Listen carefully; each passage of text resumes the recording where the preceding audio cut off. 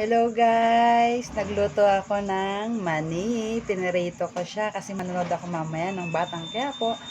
Na-miss ko lang kasi pumunta akong palengke kanya. Nabili ako ng kalahating kilang mani. Niluto ko siya. Una kong ginagawa.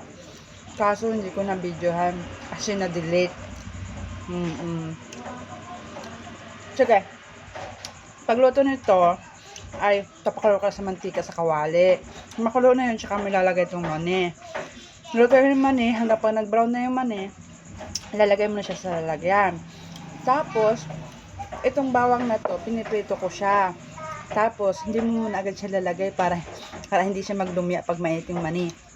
Ilalagay mo itong maning ito pag malamig na. Tapos, pag malamig na, doon mo lalagyan ng asin.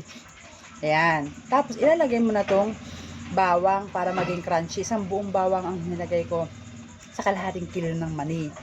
Ayan. Yeah. O, may everyday ako. Hindi na ako bibili 10-10 ganyang karampot na mani. O, may garapon na ako na mani. Yun.